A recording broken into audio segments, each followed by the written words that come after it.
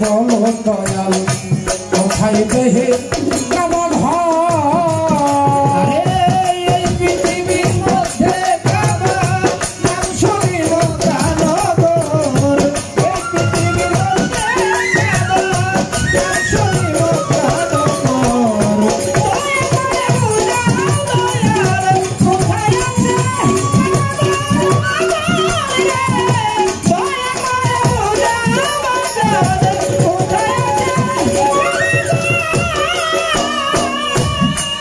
দয়াল হে 365 দিন হজ করে ওই যায় মক্কায় কোন মাসের কত তারিখে হজ হবে দেহ কাবা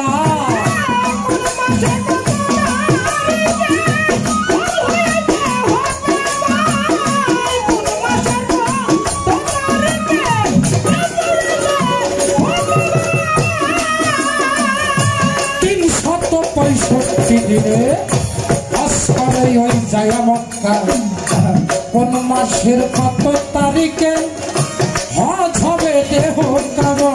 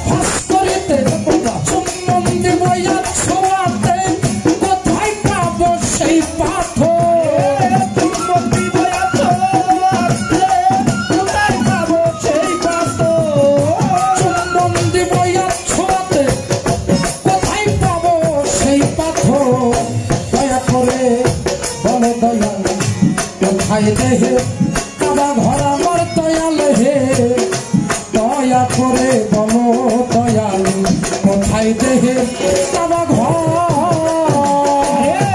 এই পৃথিবীর মধ্যে কাবা শুনি মক্কানগর এই পৃথিবীর মধ্যে কাবা শুনি মক্কানগর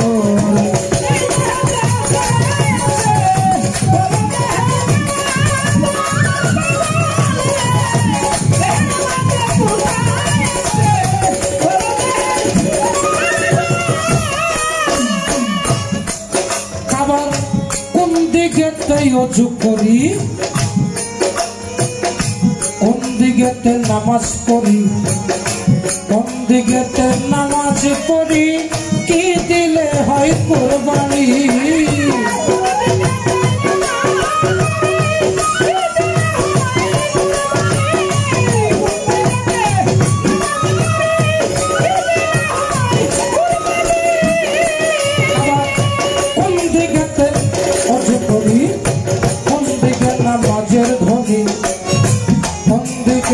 নামাজ পড়ি কি দিলে হয় কুরবানি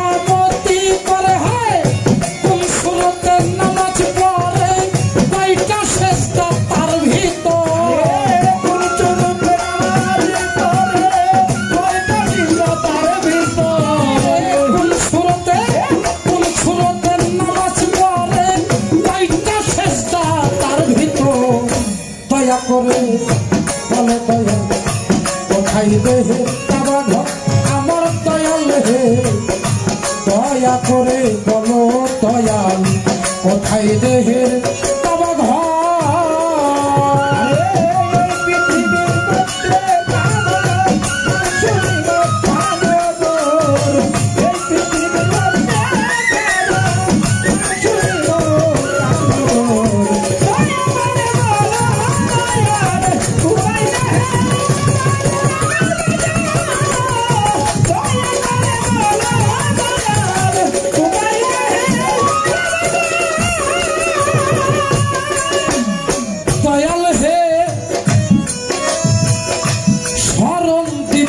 হইতে যেটা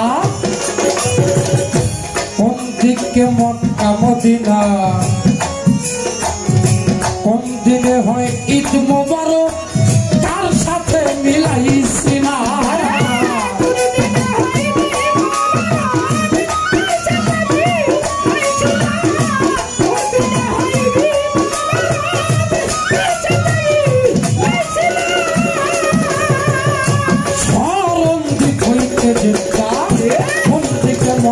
মদিনা কোন দিনে হয় ঈদ মোবারক তার সাথে মিলাইছি না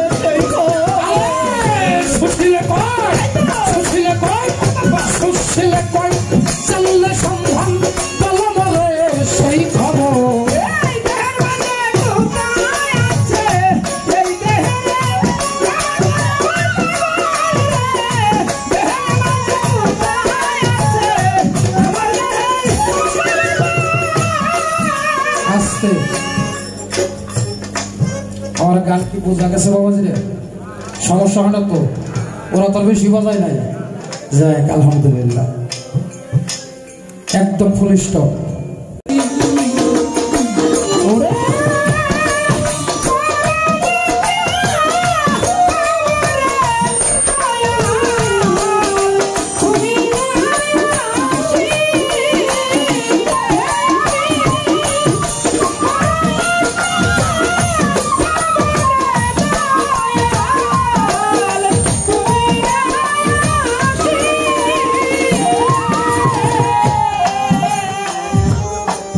বাবা পালাটা গুরু ভক্ত একজন ভক্তের কতটুকু হইতে হবে গুরুকে লাভ করতে গেলে আমি একটি গান করি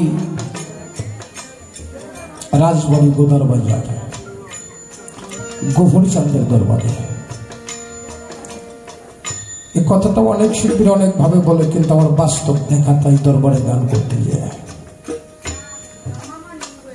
রাজবাড়ির পাশ দিয়ে চলে গেছে একটা নদী পদ্মা নদী পশ্চিম দিকে ডান পাশের চরের পরে যমুনা নদী ওই চরের মধ্যে অনেকগুলো বাড়ি ঘর ওই চরের মধ্যে একটা ভক্ত গফুর চাঁদের নাম হলো ছামচুল পাগলা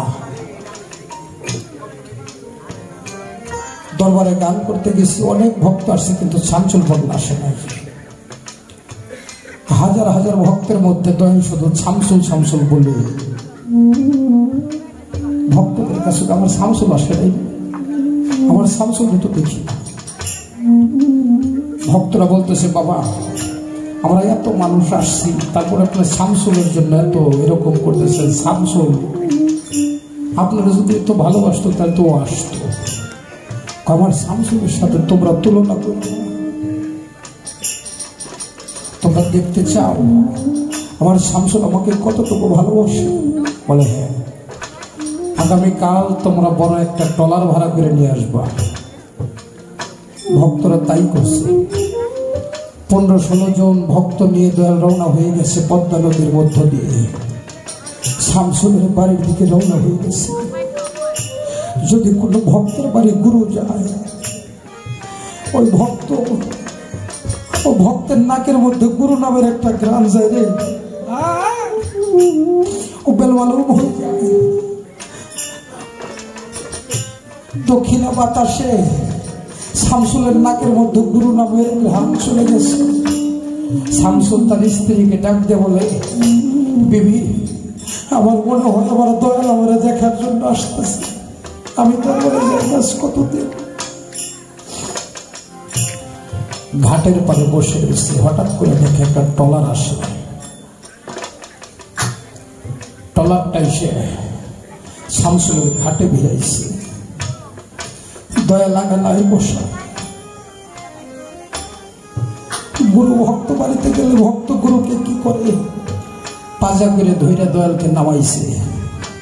নামাই একটা জলচকির মধ্যে বসাইয়া একটা বলের মধ্যে কিছু পানি নিয়ে দয়ালের পাও দুটো সুন্দর করে ধোয়াইছে। ধোয়াইয়া তার দুইটা মেয়ে শামসুলের বিবি চারজনে পানিটুকু চুমুক করে খাইছে। খাওয়ার পরে সমস্ত গুরু ভাইরে দেখতেছে। দয়ালে নিয়ে ঘরে বসাইয়া দয়ালের সেবা দিয়া স্বামী স্ত্রী দুজন গলায় কাপড় নিয়ে ভক্তি দিয়ে দয়ালের সেবা দিচ্ছে। দয়াল সেবা নিয়ে শামসুলকে বলতেছে, শামসুল, আমি তোমাকে কিছু প্রশ্ন করব। ও বাবা, তুমি কার? কত যেদিন থেকে তোমার হাতে হাত দিছে আমি তো আমার বলতে কোনো কিছুই রাখি নাই। বলে, জায়গা সম্পত্তি গিলা কার? বলে, দয়াল তোমার। দুইটা মেয়ে দেখা যায় কার? বলে, দয়াল তোমার। পাল ভরা গরু দেখা যায় কার? বলে, দয়াল তোমার। সুন্দর একটা বিবি দেখা যায় কার? বলে, দয়াল তোমার। বলে, সমস্ত কিছু আমার নৌকায় উঠাবো। আমার জিনিস যেহেতু, তাহলে তোমার বাড়ি কেন থাকবে? সমস্ত কিছু নৌকায় উঠায় ভক্তদের নিয়ে দয়াল নৌকা ছেড়ে দিয়েছে। এমন সময় শামসুল হাউমাউ করে কাঁদে, এমন হাউমাউ করে কাঁদে যে কান্না সহ্য করতে না পারে। গুরু ভাইরা বলে, বাবা, মনে মনে দয়ালের সকলে কিছু দিয়ে দেওয়া যায়, কিন্তু মনের কথা আর মুখের কথা কখনো হয় না। দয়াল ও সমস্ত কিছু যদি আপনাকে দিয়ে দেয় তাহলে কাঁদে কেন? বলে, তোমরা ট্রলারটা ভিড়াও। শামসুলকে ডাক দিয়ে বলে, শামসুল, তুমি সকল কিছু আমাকে দিয়ে দিলে বাবা, তাহলে তুমি কাঁদো কেন? তোমার মেয়ে নিচে দেখে? বলে, না। তোমার স্ত্রী নিচে দেখে? না। তোমার গরু জায়গা সম্পদ নিচে দেখে কাঁদো? বলে, না বাবা। তাহলে তুমি কাঁদো কেন? বলে, দয়া, তোমার এত বড় একটা নৌকার মধ্যে সমস্ত কিছুর জায়গা হলো মালিক স্যার, করম স্যার, সমস্ত কিছুর জায়গা হলো তোমার নৌকার মধ্যে। আমি শামসুল, আমার জায়গাটা হলো না। আমি এই জন্যই কাঁদি দয়াল, আমার জায়গা কি তোমার নৌকায় হলো না? দয়া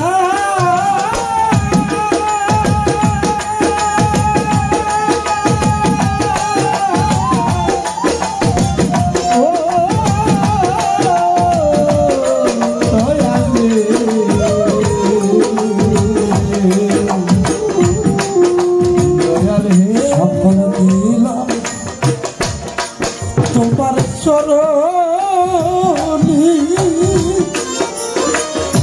মানিক বাবার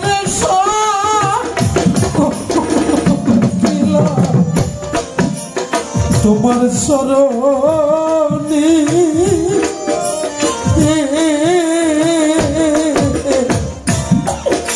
আমি তোমার ভালো রে বাসিয়া বলছা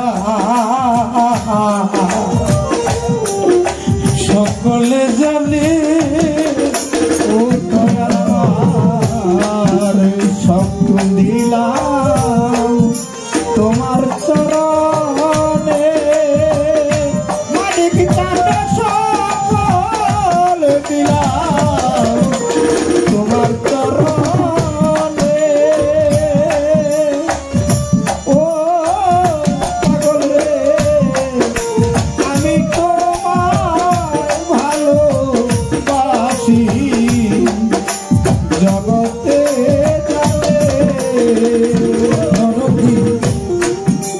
আমার যাহা আছে আমি সকলে দিলাম তোমার চরণে। করমালি সারে দিলা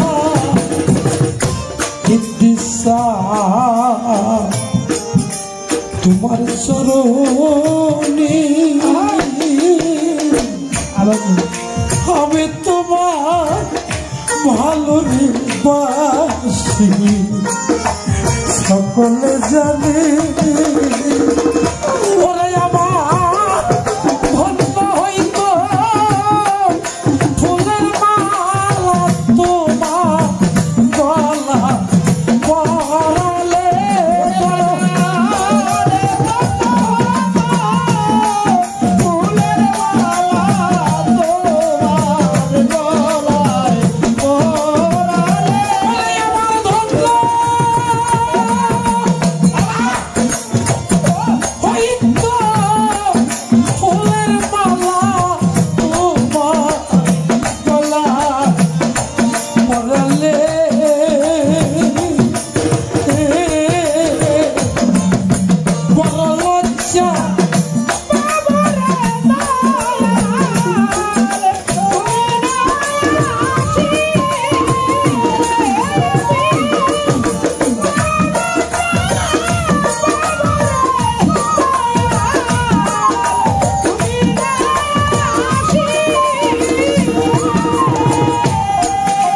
আমি তোমার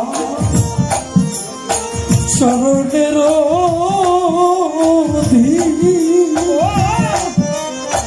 জালাল বাবার আমি তোমার চরণের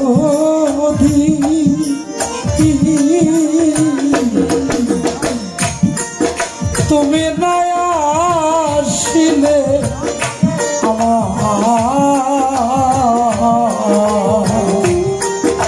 ঘটিবে তোর করমালিশা আমি তোমার চরণের রশিদ বাবারে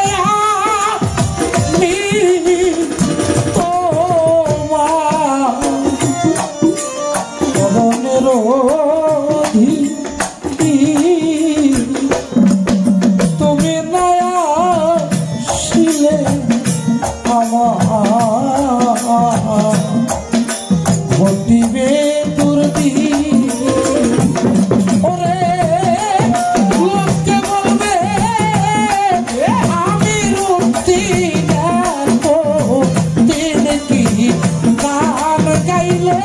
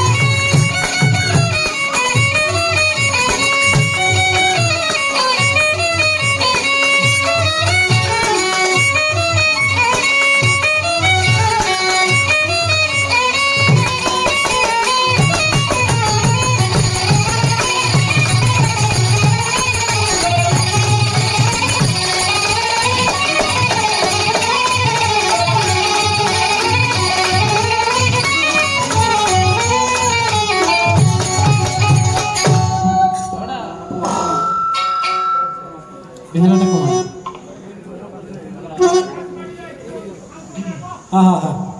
মিউজিক বাজাইতেছি তো এখন তো খালি ডোল বাজনাই শুনবেন। হ্যাঁ, গানের সময় কমাই দিব। আমার যদিও হয় না, এই দরবারের পক্ষ থেকে আমাদের উভয় শিল্পীর বন্দনার শেষে একটি পালা আমাদেরকে নির্ধারণ করে দিয়েছেন। আমরা অনেক ধরনের পালা গান করে থাকি, 50-60টা বা তার চেয়ে অধিক পালা গান আমরা করে থাকি। তার মধ্যে সর্বশ্রেষ্ঠ পালা গান, সেই পালাটা হলো গুরু এবং শিষ্যের পালা। কারণ ততক্ষণ পর্যন্ত গানের মধ্যে ভাব আসে না, প্রেম আসে না, যতক্ষণ পর্যন্ত এই পালা গানের মধ্যে গুরু এবং শিষ্যের ভাব শিল্পীদের মধ্যে না আসে। আজকে শুরু থেকেই গুরু এবং শিষ্যের পালা। বাংলাদেশের সুনামধন্য গায়ক জনাব আরিফ সরকার, তিনি গাবে শিষ্যের ভূমিকায়, এবং আমি আপনাদের অধম পাপেল সরকার, আমি গাব গুরুর ভূমিকায়। যেখানে শিষ্যই হতে পারলাম না, গুরুর গান করতে হবে, গুরু দায়িত্ব, এটা অনেক বড় দায়িত্ব। তা আমি আসলে প্রকৃত পক্ষে গুরু না। আজকে আমার সাথে যে গান করতেছে আরিফ সরকার, সেও কিন্তু আমার শিষ্য না, কিন্তু পালা পর্যায়ক্রমে এসে আমি হয়ে গেছি গুরু, আমার আরিফ সরকার হয়ে গেছে শিষ্য। যদিও তিনি বলেছে যে আমার মধ্যেই তিনি রশিদ চানকে, তার জালাল চানকে খুঁজে আমাকে গুরু সাব্যস্ত করে ভক্তি একটা দিয়েছে, কিছু নজরানা দিয়ে, কিন্তু আসলে কিন্তু প্রকৃতপক্ষে আমি তার গুরু না।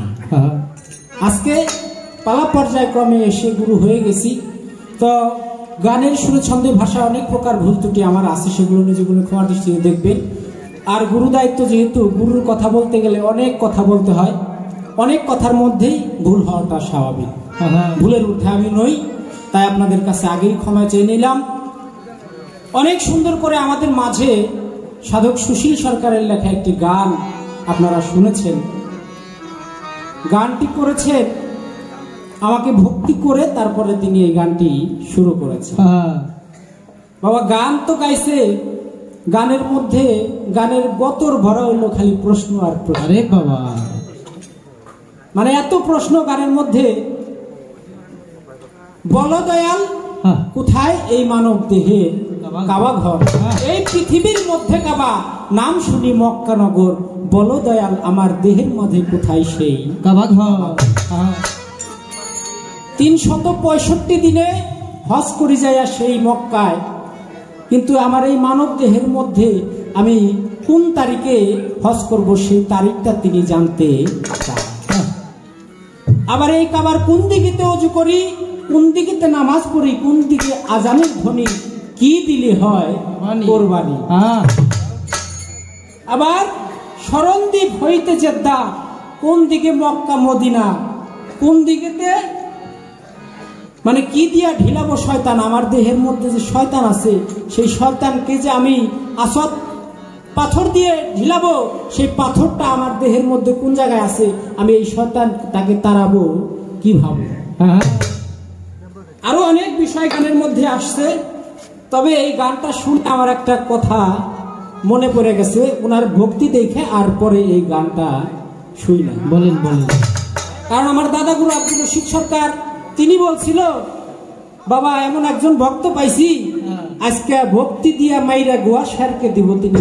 আরে বাবা, কয় কি কয় কি, এই আজকে আমার কপালে করবালি সাহেবের দরবারে আইসা এইরকম দাদা জানের মতো একটা ভক্ত আমার জুড়ছে, যে তিনি ভক্তি করছে ঠিকই, কিন্তু তলে তলে আবার এমন কাম করে দিছে, এটা আপনারা খুব একটা টের না পাইলে আমি কিন্তু ঠিকই টের পাইতেছি।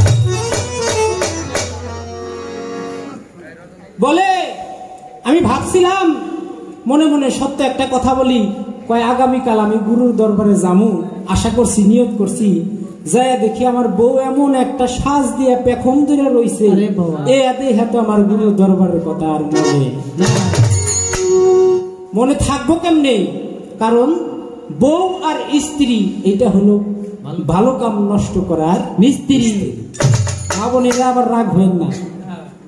বউ কার? বউ হলো দুনিয়া, আপনারা পাঠা চিনেন না? পাঠা, পাঠাই কিন্তু ওর কাছে গেলে ওর কিন্তু একটাই রব, একটাই শব্দ করে খালি বউ বউ বউ। ওর খালি হলো বউ দরকার, ওর আর কিছু দরকার নাই। তাই এই পাঠার স্বভাব তোমার মধ্যে থেকে দূরীভূত করতে হবে। পাঠার স্বভাব যদি দূরীভূত করতে না পারো তাহলে তো তোমার স্ত্রী পেখম দইরা থাকবই, আর ওই পেখম দইরা থাকা দেখে তো তোমার কাম ওই দিক দিয়ে এমনিই সারা। বর্তমান জামানায় বাবা কি কমু, পোলাবান মানুষ অনেকের শাটার খোলার আগেই বেচা কিনা শেষ হয়ে গেল। তোমার তো হেই দশা হইব, কারণ তুমি ওই পেখম দেখা যখন তুমি কাম লালসায় লিপ্ত হয়ে যাও তখন আর তোমার বেচা কিনা করার কোনো কায়দা থাকবে না। শাটার খুলতে খুলতেই তোমার বেচা কিনা শেষ। তাই তুমি আনো একজন সহধর্মিনী। সহধর্মিনী যিনি হবে তিনি তোমার ধর্মকর্মের সহযোগিতা করবে।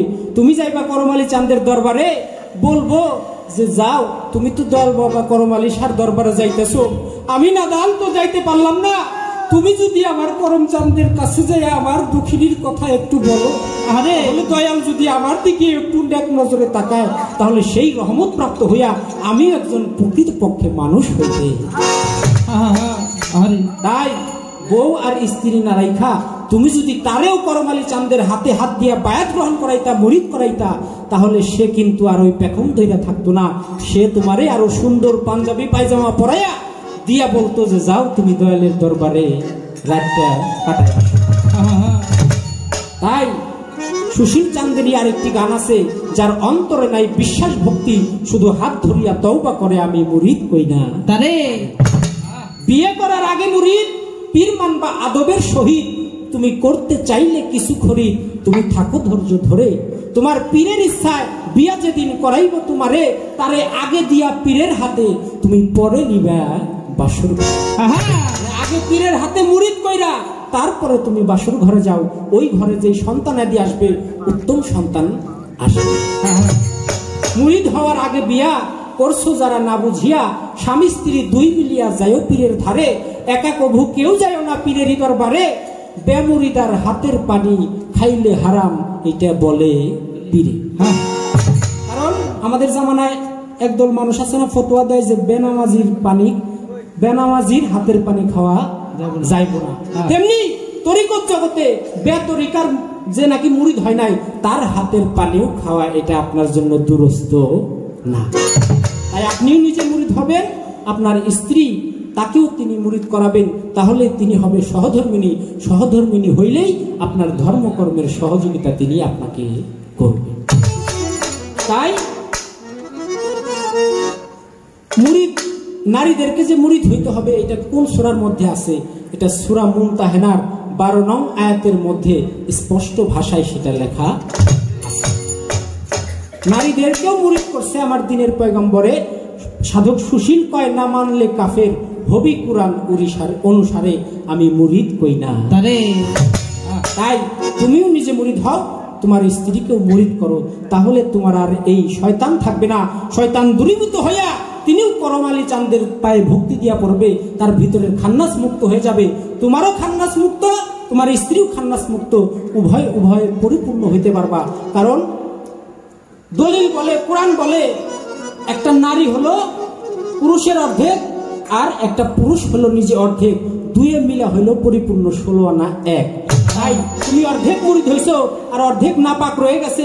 এই নাপাকের সংস্পর্শে যতদিন তুমি থাকবা ততদিন পর্যন্ত এই নাপাকে তোমাকে গ্রাস করে তোমার এই পাক দেহটাকেও নাপাকে পরিণত করে দেবে।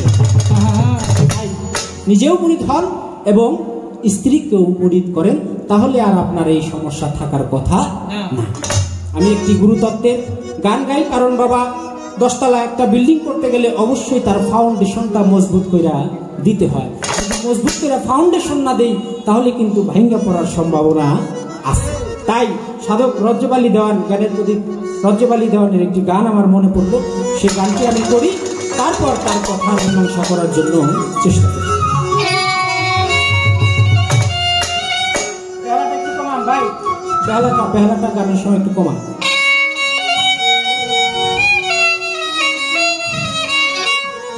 ওরে মানুষ চিনাকে চিনতে চাইলে রে,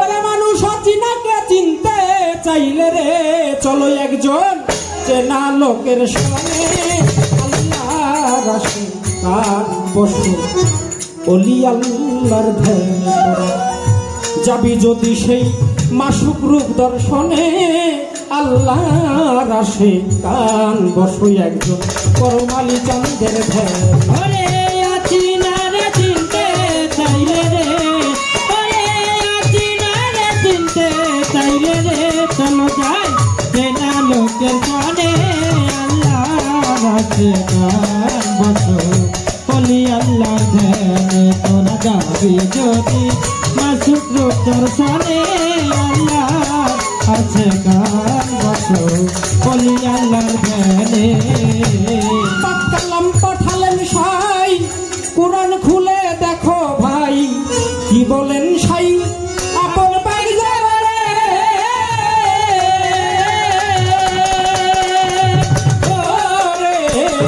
কালাম পাঠালেন সাই কোরআন খুলে দেখো ভাই কি বলেন সাই আপন বাইরে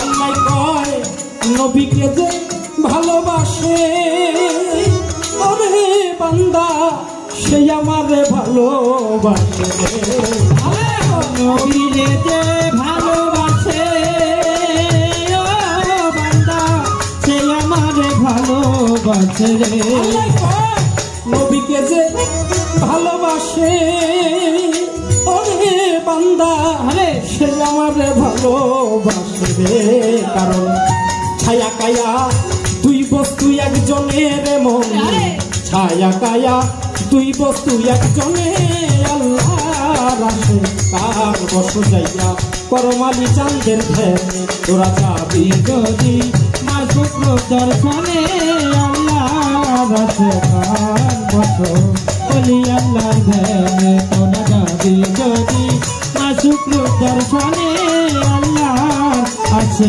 কান বসো অলি আল্লাহর ধ্যানে কোরআনের যেমন তাফসির আছে তর্জমা আছে তেমনি এই বাউল বিচার গানের তাফসির আছে তর্জমা আছে যেগুলো করলে পরিপূর্ণ গানের ভাবধারাটা উপলব্ধি করতে পারবেন বোধগম্য হবে অচিনাকে চিনতে চাইলে চলো একজন চেনা লোকের সনে আল্লাহর আশিকান বসে যায় একজন অলি আল্লাহর দয়াল বাবা করম আলী চান আমার আবুল চাঁদের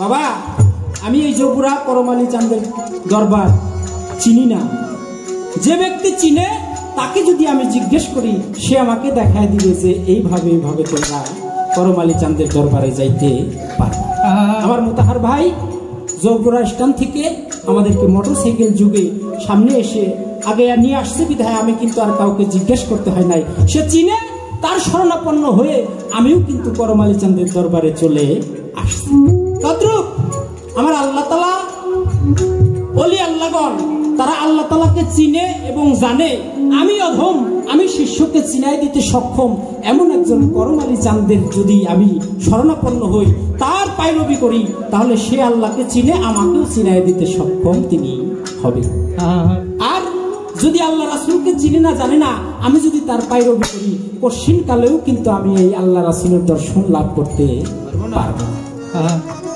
মিসাল টানলে অনেক টানা যাবে আমি পাবেল সরকার গান করি ইউটিউব চ্যানেল আবুল সরকার বাউল মিডিয়াতে আপনারা সার্চ দিলেই করম আলী চাঁদের দরবারে গান করতেছি দেখতে পারবেন সিঙ্গাপুর থেকে যদি কোনো বন্ধু সে ইউটিউব যুগে ইন্টারনেটের মধ্যে আমার গান শুনে মনে করে যে পাবেল সরকার এত ভালো গান গায় যাই পাবেল সরকারের সাথে একটু দেখা করে আসি কোথায় পাবেল সরকার বাংলাদেশে থাকে ওইখানে গেলে পাবেল সরকারের দেখা পাওয়া যাবে এখন সে শাহজালাল আন্তর্জাতিক বিমানবন্দরে এয়ারলাইন্সে করে প্লেনে করে এসে নামলো ওটা তো বাংলাদেশ ওখানে গেলে কি আমার দেখা পাবে পাবে না যদিও এটা বাংলাদেশ কিন্তু এয়ারপোর্টের মধ্যে পাবেল সরকার থাকে না কোথায় থাকে বাংলাদেশের মধ্যে 64টি জেলা তার মধ্যে একটা জেলা মানিকগঞ্জ জেলায় গেলে পাবেলের দেখা পাওয়া যাবে এখন সে যদি প্রাইভেট কার নিয়ে মানিকগঞ্জ জেলায় যে খোঁজ করে মানিকগঞ্জ জেলার মধ্যে গেলে কি আমার দেখা পাইবো পাবে না কারণ মানিকগঞ্জ জেলা ভইরা আমি থাকি না কোথায় তার মধ্যে 7টি থানা তার মধ্যে একটা থানা হলো সাটুরিয়া থানায় গেলে পাবেল সরকারের দেখা পাওয়া যাবে এখন সে যদি সারাদিন বইরা থানায় বসে থাকে আমার দেখা পাইবো? কারণ আমি তো থানায়ও বইসা থাকি না। তার মধ্যে অনেকগুলো গ্রাম, অনেকগুলো ইউনিয়ন, তার মধ্যে 5 নং ইউনিয়ন চরতিলি গ্রাম। চরতিলি গ্রামে গেলে পাপেল সরকারের দেখা পাওয়া যাবে। এখন চরতিলি গ্রামের মধ্যে তো 200-400 বাড়ি আছে, সব বাড়িতে কি পাপেল সরকার থাকে না? তার মধ্যে একটা নির্দিষ্ট বাড়ি আবুল সরকারের বাড়ি, ওই বাড়িতে গেলে পাপেলের দেখা পাবে। আবুল সরকারের বাড়িতেও 4-5টা ঘর আছে, সব ঘরেই পাপেল সরকার থাকে না। নির্দিষ্ট একটা ঘরের মধ্যে 3.5 হাত খাট দখল করে পাপেল সরকার নিদ্রা যায়, ওইখানে গেলে পাপেলের দেখা পাওয়া যাবে। সারা বাংলাদেশ ভরে খুঁজলেও পাপেলের দেখা পাওয়া যাবে না। আমার আল্লাহ তাআলা নাই এমন কোন জায়গা নাই। ফুলে ফলে গন্ধে অমলে অনিলে পায়খানার যে একটা কীট, তার মধ্যেও আমার আল্লাহ তাআলা আছে। কিন্তু সারা দুনিয়া ভরে খুঁজলেও আপনি আল্লাহ তাআলার দর্শন লাভ করতে পারবেন না যতক্ষণ পর্যন্ত আপনার এই 3.5 হাত ওজুদের মধ্যে আপনি না খুঁজবেন। আর ওজুদের মধ্যে যে আপনি খুঁজবেন, কিভাবে খুঁজবেন? এইরকম করমালি চান, এরকম ওলি আল্লাহ যারা নিজেকে চিনে জানে এবং আপনাকেও চিনাই দিতে সক্ষম, এমন একজন ওলি আল্লাহর পায়রবি করলে আপনি আল্লাহ রাসূল চিনতে পারবেন। নচেত সারা দুনিয়া ভরে খুঁজলেও আপনি আল্লাহ তাআলার দর্শন লাভ করতে পারবেন না। তাই অচিনাকে চিনতে চাইলে চলো একজন চেনা লোকের সনে, আল্লাহর আশিকান বসো যায় আমার করমালি চাঁদের ধ্যানে। পাক কালাম পাঠালেন সাই, কোরআন খুলে দেখো ভাই কি বলেন সাই আপন পাক জবানে। আমার আল্লাহ কয় আমার নবীকে যে ভালোবাসে সে আমি আল্লাহকেই ভালোবাসে, কারণ ছায়া এবং কায়া 2 বস্তু একজনই। আল্লাহ হলো আসমানে রাব্বুল আলামিন, জমিনে আমাদের জন্য প্রেরণ করেছেন রহমতুল লিল আলামিন রূপে আমার হুজুর নূর হযরত আহমদ মুস্তাফা মুহাম্মদ মুস্তাফা সাল্লাল্লাহু আলাইহি ওয়াসাল্লাম। তাই রাসূলকে ভালোবাসলে আল্লাহকে ভালোবাসা হয়ে যায়, এটা তো আল্লাহই বলে। কিন্তু রাসূল কি বলে? নবীজির হাদিসে কয় কথা সত্য মিথ্যা নয়, হয় না পরিচয় একজন হুসিলালি হয়।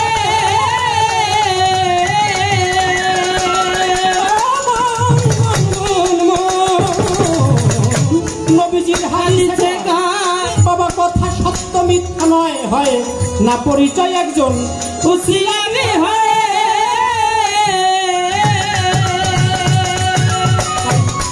রাসূল যে মানিবে ওরে উম্মত নিশ্চয় সে আমাকে পাবে রে।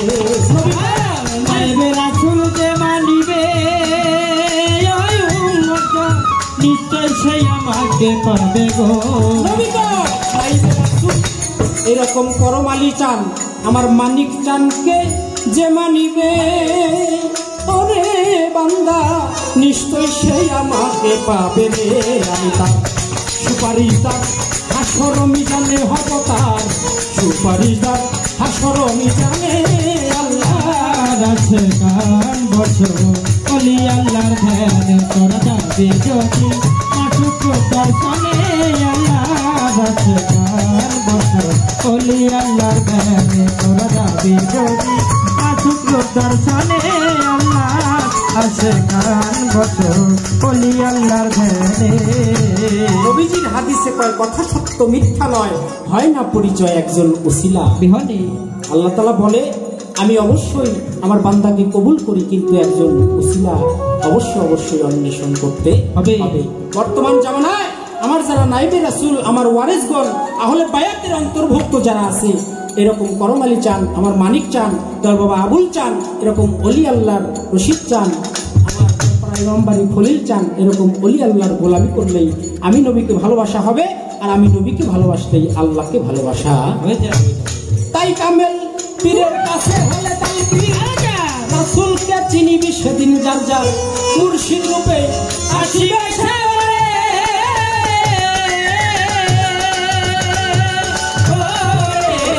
পীরের কাছে হলে রাসূলকে চিনিবি সেদিন যার যার মুর্শিদ রূপে আসিবে সে।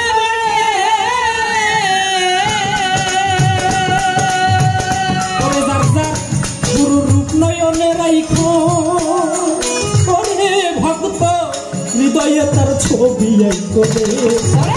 গুরু রূপ নয়নে রাইখো ভক্ত হৃদয়ে তার ছবি আইকো রে। পীরের রূপ নয়নে রাইখো ওরে ভক্ত হৃদয়ে তার ছবি ছবি আই করে ওই রধিয়ান বসিয়া নির্জনের মন রধিয়ান বসিয়া নির্জনে আল্লাহর আছে গান বসো অলি আল্লাহর ধ্যানে তোরা যাবি যদি আশুক্র দর্শনে আল্লাহ আছে গান বসো অলি আল্লাহর ধ্যানে তোরা যাবি যদি আশুক্র দর্শনে আল্লাহ আছে গান বসো অলি আল্লাহর ধ্যানে আল্লাহর অলিরা শেখান আমার মুর্শিদ কাদির জানতারে করো ধিয়ান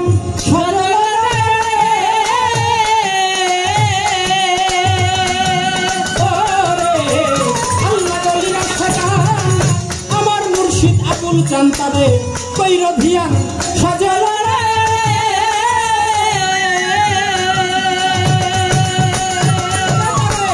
হৃদয়ে রাখিলেছি ভক্ত মিলিবে নিদানের দিনরে হৃদয়ে রাখিলেছি ভক্ত মিলিবে নিদানের দিনরে হৃদয়ে রাখিলেছি ভক্ত মিলিবে নিদানের দিনরে কথা ওই রয়ে কি ওই রজব দেওয়ানে কথা রয়ে কি ওই রজব দেওয়ানে আল্লাহ আছে গান বসো অলি আল্লাহর ধ্যানে তোরা যাবি যদি আশুক্র দর্শনে আল্লাহর আছে গান বসো অলি আল্লাহর ধ্যানে যাবি যদি আশুক্র দর্শনে আল্লাহর আছে গান বসো অলি আল্লাহর ধ্যানে। গানটি হয়ে গেল। এটা হলো আমার গুরুতত্ত্বের ফাউন্ডেশন। কারণ কামেল পীরের কাছেই হলে তালকিন, রাসূলকে চিনিবি সেদিন যার যার মুর্শিদ রূপে। দয়াল বাবা করম আলী চাঁদের রূপ, দয়াল বাবা মানিক চাঁদের রূপেই তোমার আসিবে সামনে। তাই গুরুরূপ নয়নে রাইখো, ওরে ভক্ত হৃদয়ে তার ছবি আইকো। তুমি বৈশা কইর ধিয়ান নীরব আল্লাহ আশিকান। আমার দয়াল মুর্শিদ আবুল চাঁদ তারে করো ধিয়ান সজল নয়নে, তারে হৃদয়ে রাখিলে চিন। ওরে ভক্ত মিলিবে নিদানের ভালে, এই কথা কই রইয়ে কি কয় সাধক রজ্জব দেওয়ান। 1500 বছর আগে রাসূল চলে গেছে। সেই রাসূল যদি আপনার সামনে এসে বলে যে আমি হায়াতুন নবী, আমি জিন্দা নবী, আমি তোমার সামনে আসছি, তুমি আমাকে স্বীকার করো নবী বলে, আপনি কি স্বীকার করবেন? কারণ ওই নবীকে আপনি চিনেন না। কিন্তু জিন্দা নবী যে নাকি আপনি যেই হাতের উপর হাত দিয়ে পাঠ করেছেন কালমাত লা ইলাহা ইল্লাল্লাহু মুহাম্মাদুর রাসূলুল্লাহ সাল্লাল্লাহু আলাইহি ওয়াসাল্লাম, আশহাদু আল্লা ইলাহা ইল্লাল্লাহু ওয়াহদাহু লা শারীকা লাহু আশহাদু আন্না মুহাম্মাদান আবদুহু ওয়া রাসূলুহু, যেই রূপের উপর আপনি আপনার জীবন যৌবন সব কিছু অর্পণ করে দিয়েছেন, সেই মুর্শিদ রূপটা, দয়াল বাবা করম আলী চাঁদের রূপটা যদি আপনার সামনে আসে, আপনি কিন্তু ভক্ত হইলে ঠিকই চিনতে পারবেন যে এটাই আমার সেই রাসূল মুর্শিদ রূপে আমার সামনে আসছে। কত রং বিরঙ্গে, নানান রঙ্গে সাই আমার রঙ্গে মিশেছে রে, মুর্শিদ রূপে সাই ও সাই বিরাজ করতেছেন। মুর্শিদ রূপের মধ্যে ডুবে থাকো, এই রূপের মধ্যেই তোমার সকল কিছু পাওয়া হয়ে যাবে। আমারে বলে যে এই মানব দেহের মধ্যে কোথায় আমার কাবা ঘর, মানব দেহের মধ্যে কোথায় কাবা ঘর, কোথায় আসওয়াদ পাথর, কোথায় কোন দিন আমি 365 দিনে একবার হজ করি সেই মক্কা কাবা ঘরে গিয়ে, কিন্তু আমার এই দেহের মধ্যে যেই কাবা ঘর, সেই কাবা ঘরে আমি কোন দিন কিভাবে হজ করব? আপনি ফকির আবুল সরকারের একটা গান শুনলেন নাই? পীরের বাড়ি ভক্তের কাবা, বাজান যে কইরাছে জিয়ারত, বাজান যে কইরাছে জিয়ারত, সেই হইয়াছে মানুষ প্রধান, সেই হইয়াছে মানুষ প্রধান, পাইছে আল্লাহর রহমত। পীরের বাড়ি ভক্তের কাবা, যে কইরাছে জিয়ারত, ভাবে যে কইরাছে জিয়ারত, সেই হইয়াছে মানুষ প্রধান, সেই হইয়াছে মানুষ প্রধান, পাইছে আল্লাহর রহমত। পীরের বাড়ি ভক্তের কাবা, যে কইরাছে জিয়ারত, বাবা যে কইরাছে জিয়ারত, সেই হইয়াছে মানুষ প্রধান, সেই হইয়াছে মানুষ প্রধান, পাইছে মাওলার নিয়ামত। পীরের বাড়ি ভক্তের কাবা, পীরের বাড়ি ভক্তের রাতের ওরে বাজান করম আলী শাহ জিন্দা কাবা ওরে তারে মনের মতো দেখা নিবা পীর মুর্শিদ হয় জিন্দা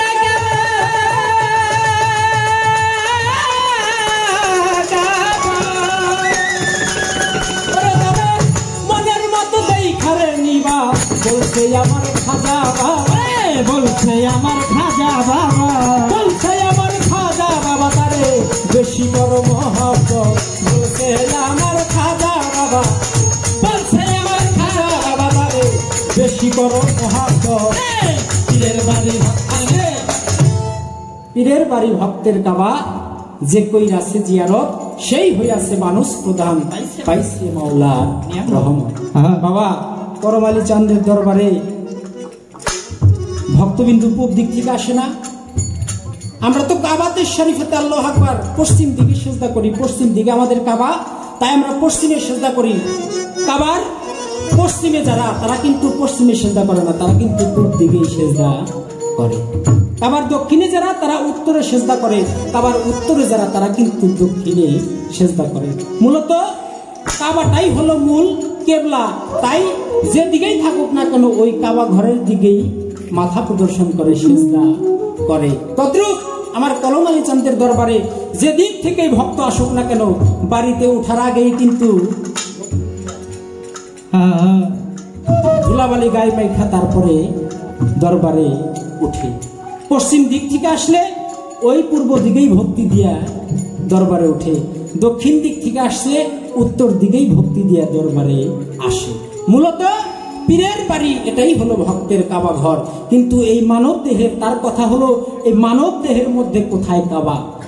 এখানে সাধকের একটি গান আছে, সেই গানটি আমি মুখে বলি, তাহলে মানব দেহের কোথায় কাবা ঘর, এই কাবা ঘরের প্রমাণ পরিচয় আপনি পেয়ে যাবেন।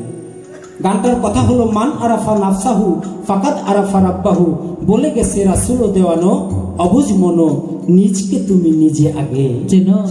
কারণ দয়াল নবী বলছেন মান আরাফা নাফসাহু ফাকাদ আরাফা রাব্বাহু, যে চিনে তার নফসকে সেই চিনে কেবল তার নিজকে। তাই রবকে চিনতে হলে অবশ্যই আপনাকে নিজেকে নিজে চিনতে হবে। সরোবরে ফুটিল ফুল, যেই ফুলে মোহাম্মদ রাসূল সেই ফুলেতেই খেলছে নিরঞ্জন। সেই ফুলের মধু খাইল যারা, শুদ্ধ মানুষ ভাবে তারা, পাপ কালি তার এই দেহে রবে না কখনো। নাভি মূলে আছে কাবা, তাতে না করিও শোভা, মাকামে ইব্রাহিম আগে চেনো, নাভিরও কিছু নিচে হাজরাতুল আসওয়াদ আছে, তুমি জায়গা চিনে করে লও চুম্বন। বাবা 3.5 হাত দেহের মধ্যে আপনার এই নাভিটাই হলো মধ্যস্থল, এই মধ্যস্থল হলো নাভি। তেমনি পৃথিবীর কাবা হলো পুরো দুনিয়ার মধ্যস্থলে হলো কাবা ঘর, আর মানব দেহের কাবা ঘর হলো এই নাভি মূলে। এই নাভি মূলে কাবা ঘর নিহিত আছে, কিন্তু আমি বইলা দিলাম, এটা হলো কানে পানি দিয়া দিলাম, গুরু গুসাইর কাছে পরিপূর্ণভাবে যাই না বুঝা তারপরে ওইখানে সেজদা আপনাকে করতে হবে। হাটে হাড়ি ভাঙার নয়। আমি কোনো গুরু গুসাই না যে তত্ত্ব কথা জানি বিধায় অমনি মঞ্চে মাইক পাইছি আর ডিক্লিয়ার দিয়ে কয়ে দিমু, এইটা আমল করলে আপনাদের কোনো কাজে আসবে না। এর জন্য দরকার আমার মানিক চাঁদের সাধু, তিনি সাধু সঙ্গ করে এই সাধু হয়েছেন। তাই আপনি যদি এই সাধুর সঙ্গ করেন, মানিক চাঁদের সঙ্গ করেন, তিনি আপনাকে দেখায় দিবে, তিনি আপনাকে করণ বোঝায় দিবে, তাহলে আপনি সেজদা করতে পারবেন, নচেত আপনার কোনোদিনও হজ হবে না। আপনি শুধু জানলেন যে মানব দেহের কাবা নাভি মূলে, কিন্তু এইটা যাই না কোনো লাভ আপনার হইব না যতক্ষণ পর্যন্ত আপনি গুরুর কাছে যাইয়া নিগুড়ে এর করণ আপনি না জানবেন। নাভির পিছু নিচে হাজরাতুল আসওয়াদ আছে, তুমি জায়গা চিনে করে লও চুম্বন। কবি সাত্তার পাগলার নিগুর গান শোনো ভাই যত আসে গান, তোমরা বাজবা কয়দিন তাকি তুমি জানো, তাই শয়তানকে করিয়া জুদা, একবার জায়গা চিনে করো সিজদা, তওবা করো যাইয়াছি আরফাতের ময়দান। গানটি মৌখিক আমি করে দিলাম, কারণ এমনিতেও অনেকটা সময় আমি পার করেছি। বেশি কথা বলতে চাই না, কিন্তু ভক্ত আমার, শিষ্য আমার এমন জায়গায় খোঁচা মারে যেখানে দু একটা কথা না বললে একেবারে চলে না। কিন্তু কায়দা কইরা প্রশ্ন 12-14টা কইরা উনি কিন্তু আবার ভাব গান গাইয়া বৈশা করছে। ঠিকই ভাবছে যে গুরু দিয়ে এমন খাটনি খাটামু, হ্যাঁ প্রশ্নের জবাব দিতে দিতেই কাম সারা যাবো, ভাব দিব আবার কোন সময়। ভাব ছুটায় হালাম। চালাক ভক্ত আমার, বুঝ পাইছি।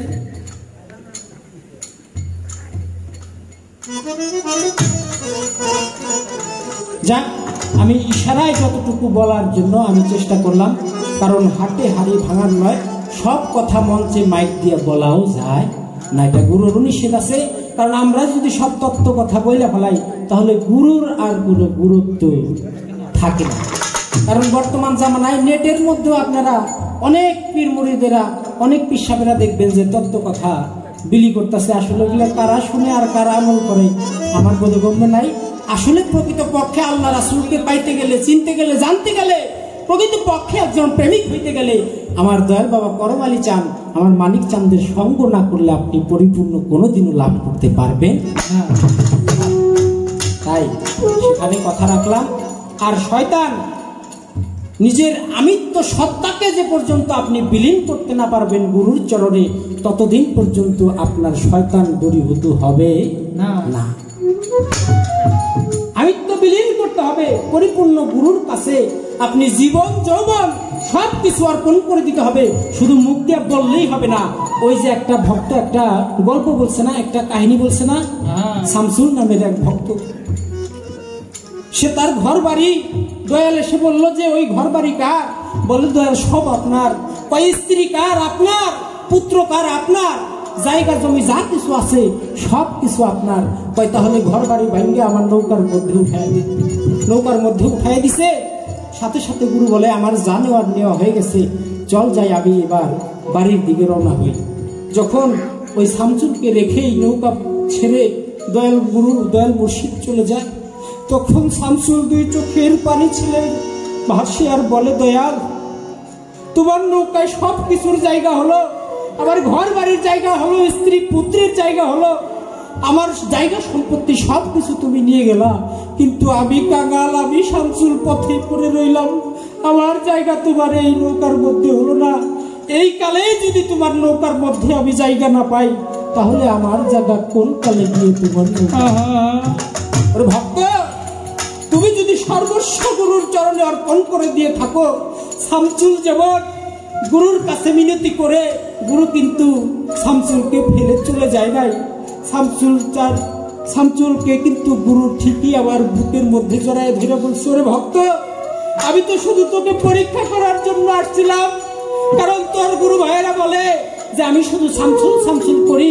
আসলে যে শামসুল আমার কত বড় আশেক, কত বড় প্রেমিক, এটা প্রমাণ করার জন্য আমি এতক্ষণ ছলনা করেছিলাম। আসলে পক্ষে তুই যে আমাকে কতটা ভালোবাসিস, এর প্রমাণ করার জন্য আমি এই ছলনাটুকু শুধু করেছি। তাই গুরু অনেক সময় পরীক্ষা করে ভক্তকে।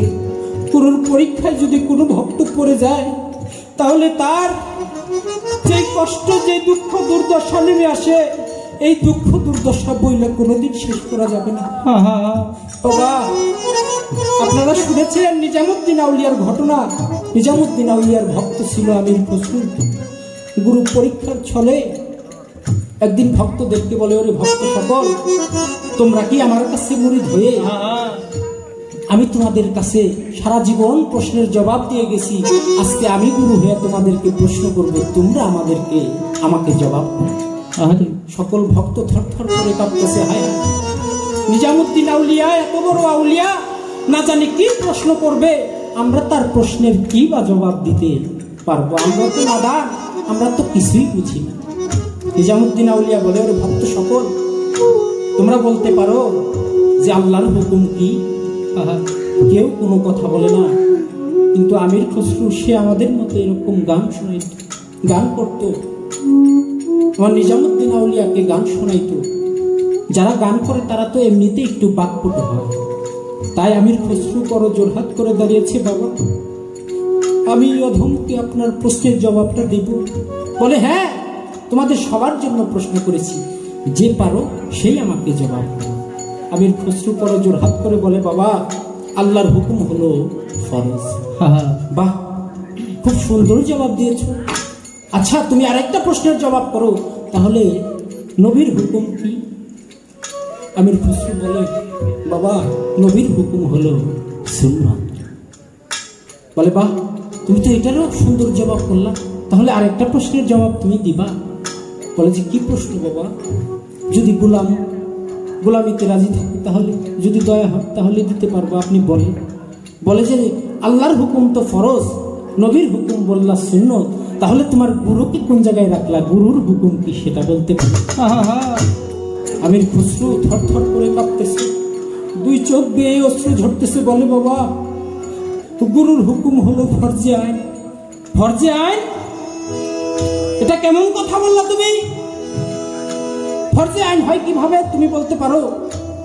বাবা আল্লাহর হুকুম হলো ফরজ, নামাজ রোজা করতে হবে। আমি যদি এই ওয়াক্তে নামাজ পড়তে না পারি, পরের ওয়াক্তেও গিয়ে আমি নামাজ পড়তে পারবো, কাজা নামাজ পড়তে পারবো। সারাদিন পড়তে পারি নাই, কিন্তু এশার ওয়াক্তে গিয়ে আমি আগের সব ওয়াক্তগুলো পড়ে একবারে এশার নামাজ পড়ে শেষ দিতে পারবো। এটার কাজা আছে, কিন্তু গুরুর হুকুমে কোনো কাজা নাই। বলে, কিভাবে তুমি এটা বললা? বলে যে, বাবা আপনি যদি বলেন, ওরে খসরু আমার পিঠটা চুলকাইতেছে, চুলকাই দে। আমি যদি কই যে 1 ঘন্টা পরে চুলকাই দিতেছি, বাবা আপনার চুলকানি থাকবে? কয় না। তাহলে আপনি বলছেন, বলার সাথে সাথে আপনাকে চুলকাই দিতে হবে, এটাই নাম হলো ফরজে। আপনি বলছেন, বাবা আমার পানি পিপাসা লাগছে, 1 গ্লাস পানি দে। আমি যদি কই, বাবা একটু অপেক্ষা করেন, 10 মিনিট আধা ঘন্টা পরে দিতেছি, তাহলে আপনার পানি পিপাসা থাকবে? বলে যে না। তাহলে হুকুম দেওয়ার সাথে সাথে পালন করতে হবে, এটার নাম হলো ফরজে। নিজামুদ্দিন আউলিয়া জালালি ভাব হয়ে গেছে। একটার গুরুর 2টা ভাব, একটা হলো জালালি আর একটা হলো জামালি। জালালি ভাব যখন হয় তখন কোনো ভক্ত যেন গুরুর চোখের দিকে না তাকায়, কারণ গুরুর জ্বালাওয়া চোখ দিয়ে যখন বের হয় তখন ওই চোখে তাকালে ওই ভক্তের কোনো ক্ষতি হয়ে যাবে, অবশ্য অবশ্য। তাই সে যেন সর্বদাই গুরুর কদমের দিকে লক্ষ্য করে। তাই নিজামুদ্দিন আউলিয়ার যখন জালালি ভাব হয়ে গেছে, সে রাগ হয়ে গেছে, সে বলতেছে, তুই এত বড় কথা বললি, এত বড় স্পর্ধা তোর, তুই আল্লাহর হুকুম ফরজ, নবীর হুকুম সুন্নত বলে তুই গুরুকে আল্লাহ রাসূলের চাইতে মর্যাদা বেশি দিলি, তোর আর এই দরবারে জায়গা হবে না, এই মুহূর্তে তুই আমার দরবার থেকে চলে যা, আমার দরবারে তুই আসতে পারবি না। বলার সাথে সাথে আমির খসরু নিজামুদ্দিন আউলিয়ার 2টা পাও জড়া ধরছি। বাবা একটা নজর আপনাকে না দেখলে আমার ভালো লাগে না, আরে একটা দিন আপনাকে গান না শোনাইলে আমি থাকতে পারি না, আমার প্রাণ বাঁচে না। সে আমির খসরু আমি আপনার দরবার থেকে চলে যাবো, এটা আমি ভাবতে আমার কষ্ট হয়। বাবা আপনি কেন এই হুকুম দিলেন?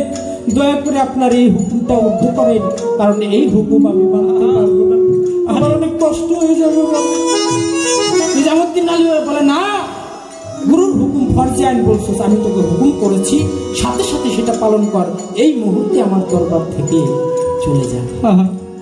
বলার সাথে সাথে গুরু ভাইরা বলে, ভাইরে আমির খসরু, বাবা তো একটু রাগ হয়েছে, বাবার রাগটা যখন কমে তুমি তখন আবার আইসো, কিন্তু এখন আর বাবাকে রাগায়ও না, তুমি দরবার থেকে চলে যাও।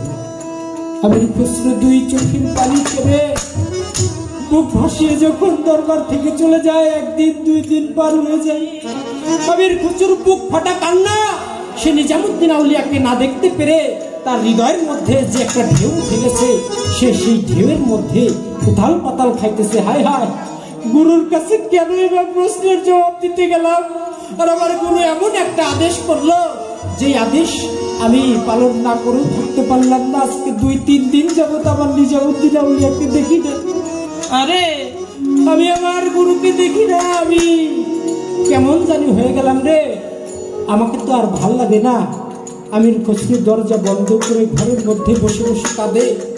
এদিক দিয়ে নিজামুদ্দিন আউলিয়াও তো ভক্ত শোকে দিশেহারা, কারণ সে তো আমির খসরুর আশিকে এমন পাগল, সে যদিও মাসিক কিন্তু এমন পাগল ভক্তের জন্য হয়েছে। আজকে 2 দিন 3 দিন যাবত আমির খসরুর একটু মুখ মিশ্রিত গান সে শুনতে পারে না, তার হৃদয়ের মধ্যে একটা ঢেউয়ের সৃষ্টি হয়ে গেছে, গান শোনার জন্য পাগল হয়ে গেছে। ওরে ভক্তরা, যেখান থেকে পারিস একটা কাওয়াল ডেকে আন, আমার গান শুনতে মন চাইতেছে, আমি গান শুনব। ভক্তরা সাথে সাথে একটা কাওয়াল ডেকে আনছে। আনার পরে নিজামুদ্দিন আউলিয়ার দরবারের সামনে যখন গান ধরেছে, নিজামুদ্দিন আউলিয়াও ভক্ত শোকে এমন মাতোয়ারা হয়ে গেছে, তার হৃদয়ের মধ্যে এমন একটা ঢেউ উঠে গেছে, সেও পাগল হয়ে সে তার পকেটে টাকা পয়সা যা ছিল সব কিছু কাওয়াল বেটাকে দিয়ে দিছে। অবশেষ তাও তো কাওয়াল বেটা গান থামায় না। অবশেষ কিছু না পাইয়া সামনেই দেখে তার খরম জোড়া পড়ে রয়েছে। খরম জোড়াই ভিক্ষা মারছে, নে তুই আমার খরম জোড়াও নিয়ে যা।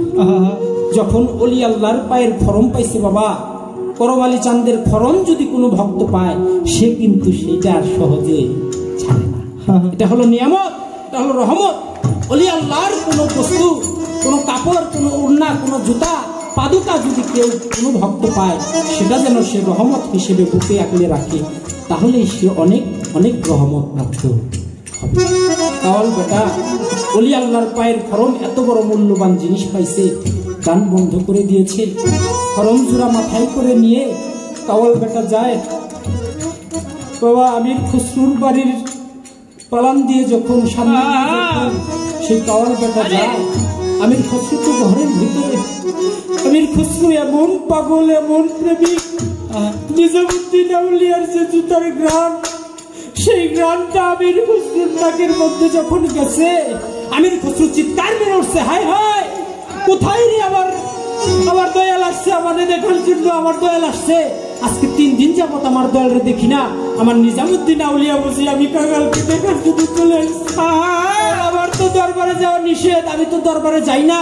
আমার গুরু বুঝি আমাকে দেখার জন্য আজকে আমার বাড়িতে আসছে। দরজা খুলে দৌড় দিয়ে বাইরে বেরিয়েছে, যায় দেখে নিজামুদ্দিন আউলিয়া সেটাই কিন্তু একটা কাওয়াল বেটা নিজামুদ্দিন আউলিয়ার জুতা জোড়া নিয়া সে বাড়ির সামনে দিয়ে হাইটা যাইতেছে। সেই গ্রামটা আমির খুসরুর নাকের মধ্যে এসে লাগছে। কত বড় প্রেমিক, কত বড় আশিক সে, যে গুরুর পায়ের খরমের গ্রাম, সেই গ্রামটাও ভক্ত এমন ভক্ত যে তার নাকের মধ্যে এসে লাগছে। আমির খুসরু বলে, ভাই তুমি কি আমার গুরু দরবারে গিয়েছি? বলে যে হ্যাঁ ভাই, আমি তোমার গুরুর দরবারে গিয়েছি। তুমি কি আমার গুরুকে গান শুনাইছো? হ্যাঁ গান শুনাইছি। কি দিছে? অনেক স্বর্ণ অলংকার টাকা পয়সা দিছে। আর কি দিছে? এই মূল্যবান সম্পদ আমাকে দিয়েছে, যেই মূল্যবান সম্পদ দুনিয়াতে গান করে আমি আর কোনোদিনও পাই। বলে যে কি দিছে? বলে নিজামুদ্দিন আউলিয়ার পায়ের খরম, এই যে দেখো আমার মাথার মধ্যে, এই খরম জোড়া আমাকে দিয়ে দিছে। এর মতো মূল্যবান সম্পদ আমার জীবনে আর কোনো কিছু হইতে পারে।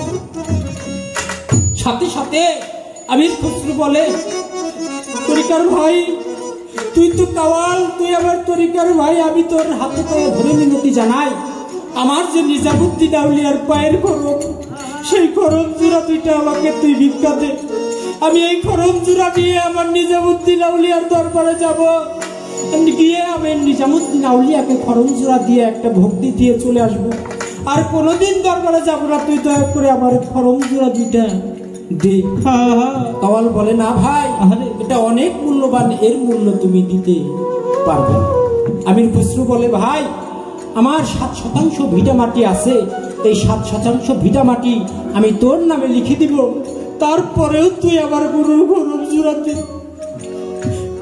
কাওয়াল বলে যে খরম নিয়ে তো আমার তেমন কোনো কিছু হবে না, কিন্তু 7% জায়গা পাইলে আমি একটা বাড়ি করে থাকতে পারবো। আরে 7% জমির লোভে সেই কাওয়াল বেটা খরম জোড়া আমির খুসরুকে দিয়ে দেয়। আমির খুসরু সেই খরম জোড়া বুকের মধ্যে নিয়ে চুমা খায়, হাতে মাখে, মুখে মাখে, আর বলে, দয়াল আজকে 3 দিন যাবত তোমাকে দেখি না, তোমাকে না দেখার যে যন্ত্রণা, তোমার পায়ের খরমের মধ্যে আমার সেই হৃদয়ে আনন্দিত প্রেম, সেই ভালোবাসা নিহিত আছে। আমার গুরুর খরম জোড়া বুকের মধ্যে দিয়া সে কাঁদে আর বলে,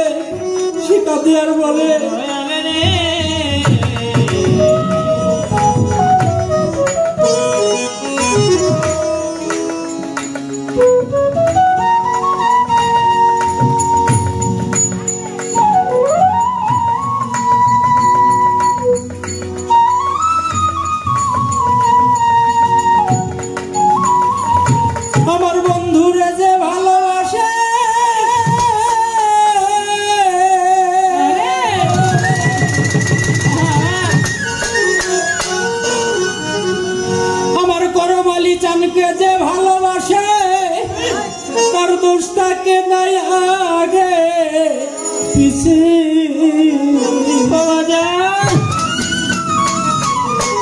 বাজান রে পুইরা দেহ ওরে তার পুইরা দেহ কইরাছে আঙ্গেরা নগরবাসীরা বাজান যে পুইরাছে করমালি চান্দে আমার মানিক চান্দের পুরা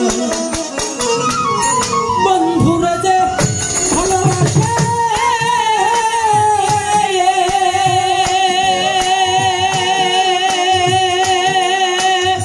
বলে আমার বন্ধুরে যে ভালোবাসে দোষ থাকে না আগে পিছে পুইরা দেহ পুইরাছে আঙ্গেরা বাজা পুইরা দেহ পুইরাছে আঙ্গেরা নগরবাসীরা যে পুইরাছে গৌর প্রেমের পুরাণ করে যে পুইরাছে দয়াল প্রেমের পুরাণ নগরবাসীরা যে পুইরাছে দয়াল প্রেমের পুরাণ করে বাজানো দয়াল প্রেমের এমনি ধারা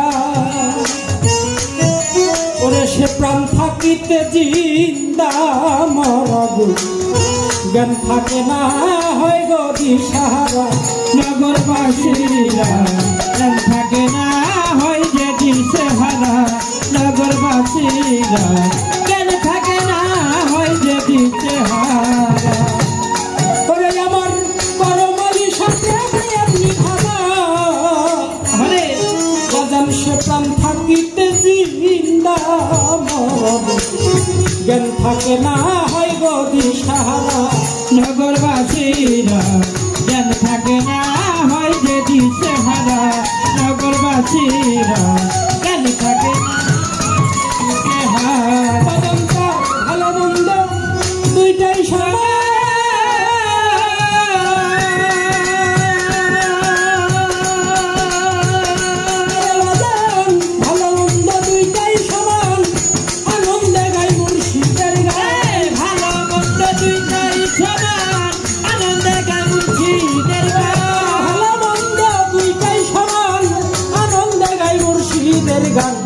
সামনে কইরা মুর্শিদের রূপ খারা বাজান সামনে কইরা মুর্শিদের রূপ খারা নগরবাসীরা যে কইরাছে দয়াল প্রেমের পুরার যে কইরাছে মুর্শিদ প্রেমের পুরা নগরবাসীরা যে কইরাছে গৌর প্রেমের পুরা বলে যে কইরাছে দয়াল প্রেমের পুরা নগরবাসীরা যে কইরাছে গৌর প্রেমের পুরা বলে আমার বন্ধুরে যে ভালোবাসে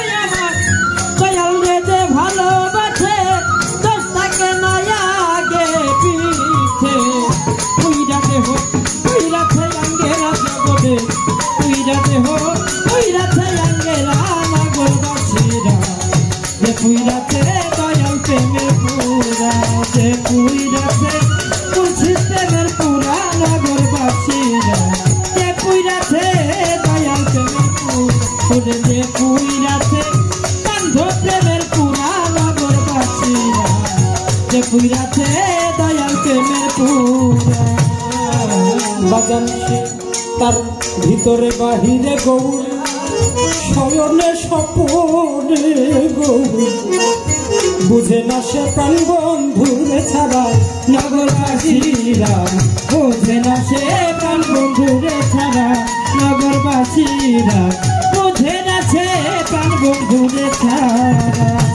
বাজান তার ভিতরে বাহিরে গৌর শয়নে স্বপনে গৌর বুঝে না সে প্রাণ বন্ধুরে ছাড়া নগরবাসীরা বুঝে না সে প্রাণ বন্ধুরে ছাড়া নগরবাসীরা বুঝে না সে প্রাণ বন্ধুরে ছাড়া মাথায় লইয়া দুঃখের বোঝা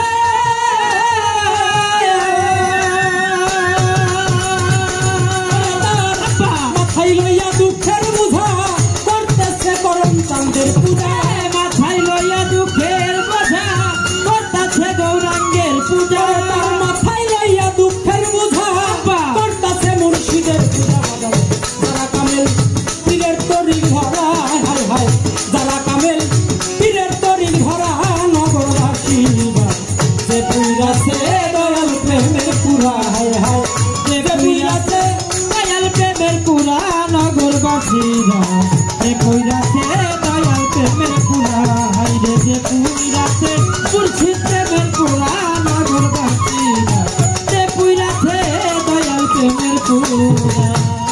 বাজান সে সদাই থাকে প্রেমানন্দে ও তার যায় আসে না ভালো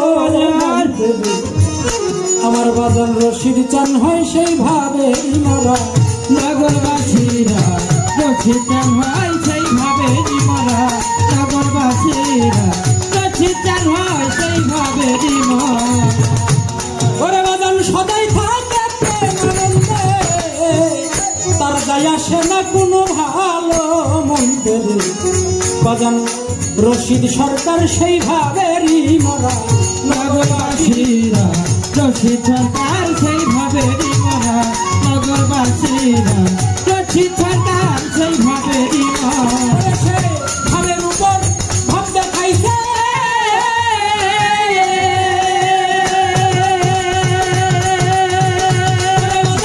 ভাবের উপর ভাব দেখাইছে হঠাৎ একদিন চইলা গেছে ভাবের উপর ভাব দেখাইছে হঠাৎ একদিন চইলা গেছে উপর ভাব দেখাইছে হঠাৎ একদিন চইলা গেছে বাজার তালাশ কইরা আর পাবি না তোরা জগতে তালাশ কইরা আর পাবি না তোরা নগরবাসীরা যে পুইরাছে গৌর প্রেমের পুরা হইরে যে পুইরাছে দয়াল প্রেমের পুরা নগরবাসীরা যে পুইরাছে মুর্শিদ প্রেমের পুরা হইরে যে পুইরাছে দয়াল প্রেমের পুরা নগরবাসীরা যে পুইরাছে দয়াল প্রেমের পুরা বাজার সে আমির খসরু খরম জোড়া নিয়ে আমার নিজামুদ্দিন আউলিয়ার দরবারের দিকে হাঁটতে হাঁটতে হঠাৎ করে আকাশের মধ্যে এমন মেঘ করেছে কখন জানি বৃষ্টি এসে পড়ে আমার নিজামুদ্দিন আউলিয়া সে তো সবই জানে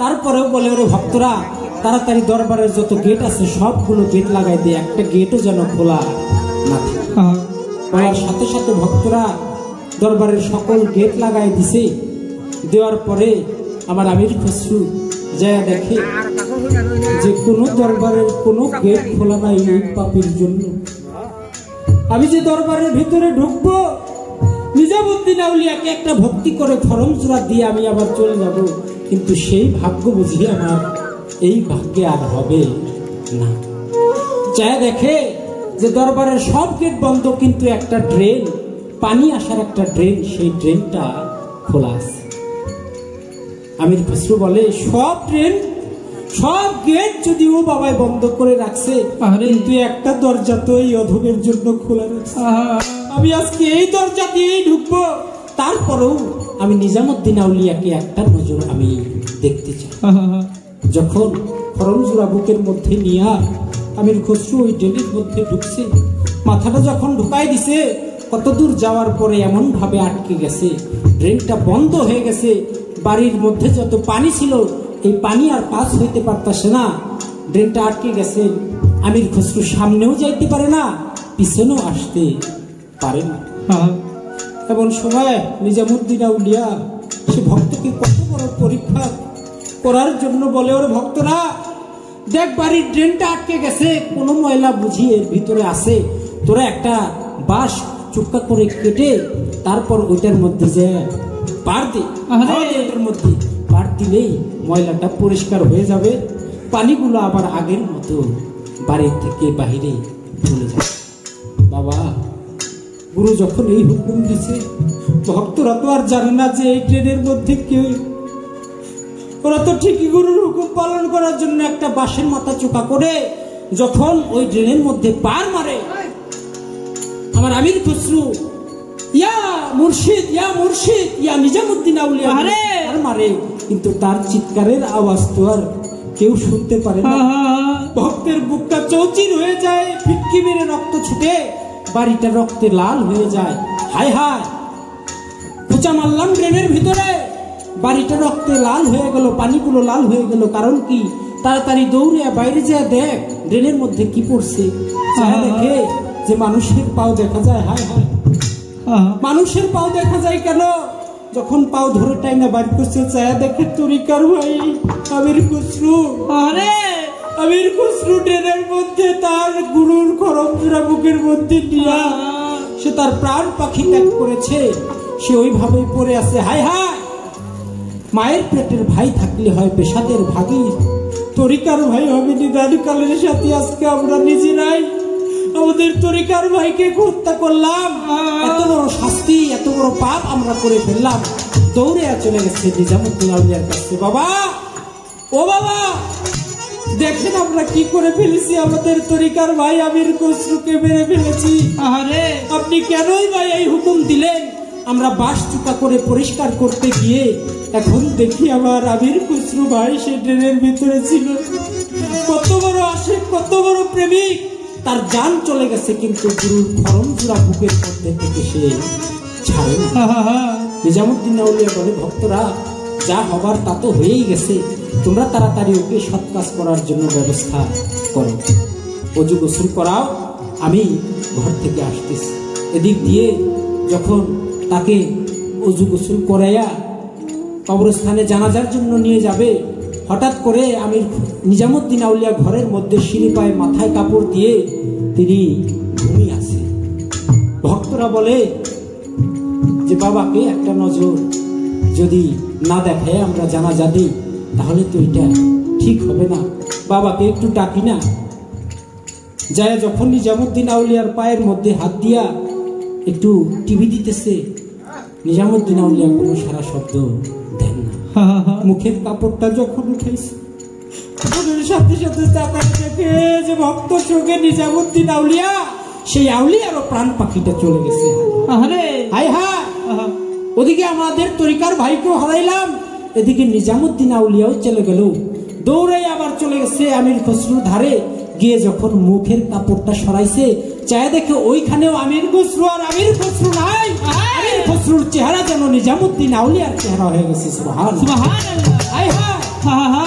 ঘরে রেখে আসলাম নিজামুদ্দিন আউলিয়াকে, এখানে এসেও দেখি আমির খসরু নিজামুদ্দিন আউলিয়া হয়ে গেছে। দৌড়ে চলে গেছে আবার ঘরে যায় দেখে ওইখানেও নিজামুদ্দিন আউলিয়া এসে আছে। দেখে বালিশের নিচে একটা চিরকুট লেখা, চিরকুটের মধ্যে লেখা, ওরে ভক্ত সকল, আমি আমার ভক্তকে হারানোর বেদনা সইতে না পেরে আমি নিজামুদ্দিন আউলিয়াও প্রাণ ত্যাগ করলাম। তোমরা ভক্তরা যারাই আমার দরবার জিয়ারত করার জন্য আসবে, আজ থেকে আমি হুকুম দিয়ে গেলাম আগে আমির খসরুর দরবার জিয়ারত করবে, তারপর আমি নিজামুদ্দিন আউলিয়ার রওজা জিয়ারত করবে, তাহলেই আমি তার জিয়ারত কবুল করব। আর কেউ যদি আমির খসরুর রওজায় না গিয়ে আমার রওজায় আসে তাহলে আমি তার রওজার জিয়ারত কোনোদিনও কবুল করব না। গুরুর রঙে রঙ্গিত হয়ে গেছে, নিজের সর্বস্ব ত্যাগ করে সে মুর্শিদের রূপ নিজে ধারণ করে, সে মুর্শিদ নিজেই মুর্শিদের আকার ধারণ করে ফেলেছে। তাই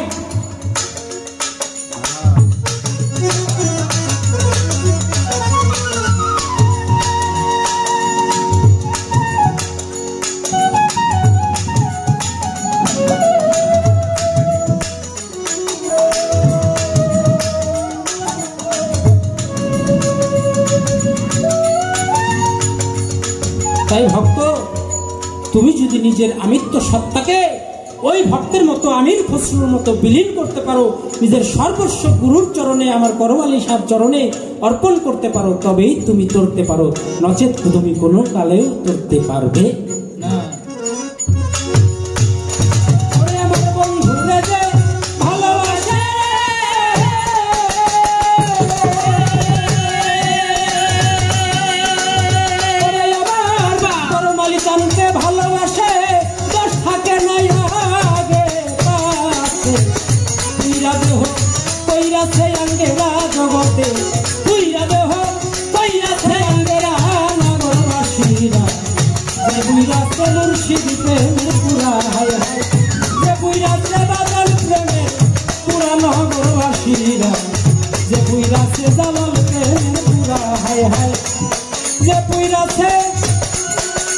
মহারাজ বাজারের প্রেমে পুরা করে নগরবাসীরা,